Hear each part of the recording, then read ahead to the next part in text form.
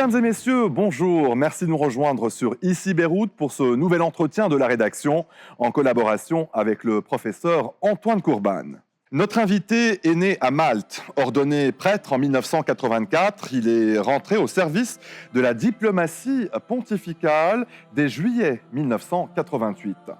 Il a été nommé par le pape François nonce apostolique au Liban le 7 mars 2018 dans un climat de fragilité politique et économique. À la veille de son départ pour une nouvelle mission, cette fois-ci au Mexique, il nous reçoit à la nonciature apostolique à Harissa, la maison du pape.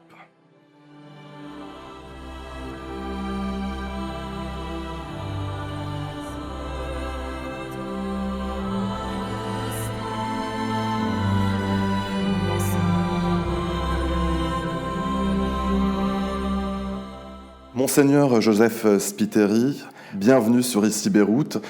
Alors, est-ce que, au milieu de cette crise actuelle que connaît le Liban, est-ce que justement le pays du Cèdre est-il toujours le pays message aux yeux du Saint-Siège? Merci Monsieur Berberi, merci Docteur Antoine Courban et bienvenue à la maison du pape, l'annonciature, la maison du pape ici au Liban. Et c'est une question très intéressante. Comment le Saint-Siège, comment le pape, le Saint-Siège voit le Liban. Mais je voudrais aller un peu à l'origine de cette déclaration faite par Saint Jean-Paul II. Et rappelons-nous qu'il a écrit ces mots en 89. Exactement le 7 septembre 89, dans une lettre qu'il a adressée à tous les évêques et catholiques du monde et sur le problème du Liban. C'est-à-dire, c'était dans un moment fortement difficile de troubles de la guerre au Liban. Et alors, le pape Jean-Paul n'a pas a eu un regard, disons, plus profond. Il n'est pas arrêté sur la façade de la destruction, de la guerre qu'il avait au Liban. Il a pu regarder pour comprendre la vocation du Liban au-delà des escombres de la guerre, nous pouvons dire de la violence et des difficultés. Alors ce regard pénétrant, je pense, qui est resté toujours, c'est un regard prophétique que chaque pape maintient en certaine façon, et j'en suis sûr que le pape François lui-même, il est capable de voir lui aussi, comme nous avons vu l'année dernière, le 1er juillet, la journée de prière, de réflexion sur le Liban, et de voir quelle est la vocation du Liban, malgré toutes les difficultés, n'est-ce pas? Et autre chose, ce que le pape a été dit, le pape Saint Jean-Paul II, dans un contexte de prière. Il était en train de demander lui aussi une journée de prière pour le Liban. Alors, nous pouvons comprendre cette vocation formidable du Liban seulement dans un esprit de prière, de foi, musulmans et chrétiens ensemble, et les chrétiens de toutes les dominations, maronites, roms catholiques, roms orthodoxes et druzes, chiites, musulmans. Seulement si nous avons cet esprit vraiment devant le Seigneur. Et l'autre chose, je voudrais aussi rappeler toute la citation, parce que c'est très important, que Saint Jean-Paul II a dit, et message de liberté. Le Liban, ce n'est pas simplement un message. Quel message? Message de liberté Ça, c'est fondamental, c'est votre histoire. Et exemple de pluralisme pour l'Orient comme pour l'Occident. Et là, dirais-je, on doit toujours rappeler l'origine et toute la citation pour faire une réflexion chaque jour renouvelée sur ce qu'est la vocation du Liban. Mais j'en suis sûr que même pour le pape François, pour le Saint-Siège, le Liban garde, malgré toutes les difficultés, malgré le crise qu'on est en train de vivre maintenant, l'exode, la jeunesse qui demande d'être écoutée, d'avoir de place de travail, et d'être aussi traité avec dignité. Malgré tout ça, oui, pour le Saint-Siège, le Liban est toujours un message. Mais dans ce comme j'ai dit, de liberté et de pluralisme. Vous évoquez justement l'exode de cette jeunesse. Craignez-vous un départ massif, notamment de ces jeunes chrétiens, entre autres, qui quittent le Liban? Et ce n'est pas simplement les jeunes chrétiens, bien sûr, toutes les communautés, mais oui, c'est dommage.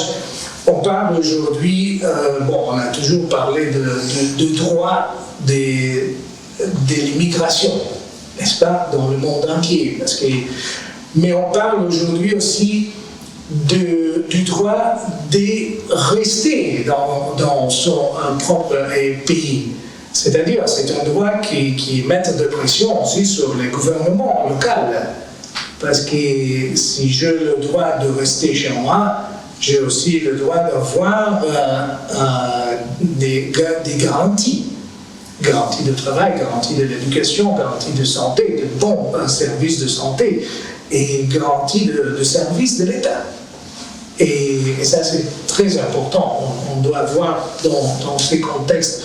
Et moi, j'espère, et j'en suis sûr que les jeunes, surtout les jeunes qui sont en train de quitter le pays, je suis sûr qu'ils restent toujours liés au Liban. Le Liban tient quelque chose de spécial. Et comme nous avons déjà vu dans les années passées des vagues de retour, on peut espérer aussi dans un retour. Et peut-être en ce moment-là, cette jeunesse va offrir de bons services aux autres pays, mais on espère qu'ils puissent vraiment rentrer ici au Liban pour continuer à construire le Liban.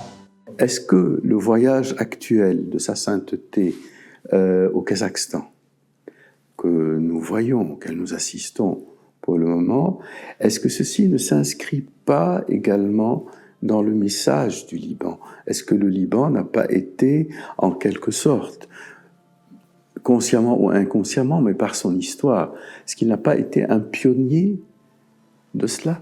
Certainement. Je n'ai pas du tout. Et des doutes sur ça. Et j'ai déjà déclaré ça plusieurs fois.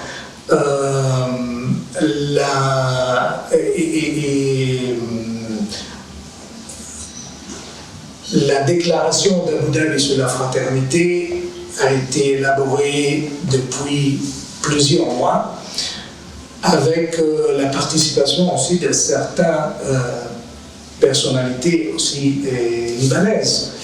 Et reflète vraiment ce que vous avez vécu. Dirais-je du temps de mon Liban, après le Grand Liban et la République surtout, parce qu'il y a le concept de la citoyenneté, l'importance donnée à la citoyenneté, d'abord la fraternité, comme vous l'avez bien expliqué. Après aussi, égalité de chaque personne et de chaque citoyen devant la loi, garantie par la Constitution. Et Alors, quand on lit ça dans la déclaration d'Abu Dhabi, on dit, mais le Liban a déjà ça dans son propre ordonnement, n'est-ce pas? Et on a vécu ça déjà. Après, certainement, avec les problèmes qu'on a eus au Liban, on a peut-être oublié ses fondements, mais il est toujours là. Nous vivons une crise actuellement politique au Liban face à l'échéance de l'élection présidentielle. Vous encouragez le respect absolu des échéances constitutionnelles ou bien... Je suis dans cette ligne et j'oserais dire que même la communauté internationale, de ce que je écoute de mes collègues, les ambassadeurs qui sont accrédités ici au Liban, la communauté internationale désire le respect des échéances. Et selon la Constitution, certainement, c'est une responsabilité de leader libanais. La communauté internationale aussi doit aider ça, pas mettre créer plus de problèmes. D'accord. Mais on doit, parce que plusieurs fois, nous, j'écoute, mais c'est pas notre faute, c'est la géopolitique, c'est la région, c'est la chose, c'est l'autre, c'est toujours la faute de l'autre. Mais chacun doit aussi prendre ses responsabilités. Et ensemble, on peut arriver. Mais ça, toujours dans le respect de la loi et de la loi fondamentale. Quel message avez-vous, maintenant que vous quittez, vous terminez votre mission, quel message avez-vous à transmettre à tous les Libanais, notamment les chrétiens? À mes frères et sœurs ici au Liban, et simplement un mot, et le respect mutuel. N'oubliez pas le respect mutuel. Et c'est ça, je pense que... Et chercher surtout aux leaders ici au Liban, chercher de ne pas utiliser la religion ou du principe de la foi pour pour gagner des points, disons, politiques. Et la politique doit être aussi au service de la nation, au service des citoyens. Et la religion et la foi ne peuvent pas être manipulées. C'est notre relation avec Dieu, avec le Seigneur, qui nous donne la force, le courage et la lumière pour voir comment agir entre nous, comment nous respecter réciproquement et comment trouver des solutions concrètes pour le bien du Liban. Et justement, avant de refermer cet entretien, peut-être une image, un moment fort, un souvenir que vous gardez de votre passage au Liban. Peut-être la question de l'explosion. C'est-à-dire pas l'explosion a été terrible, mais l'après-explosion. Et ce que j'ai vu dans les routes de la chefferie et dans les routes de Beyrouth, et ça vraiment m'a touché. Et aussi le grand rassemblement de Libanais et de Libanaises à la place et du martyr, tous avec le drapeau du Liban. C'était un spectacle que je n'oublierai jamais. Et c'est ça le miracle qui est le Liban et le défi qui est le Liban. Monseigneur Joseph Spiteri, merci beaucoup d'avoir été l'invité d'ici Beyrouth. Et merci à vous de nous avoir suivis. L'info continue sur icibeyrouth.com et sur l'ensemble de nos réseaux sociaux. À très bientôt.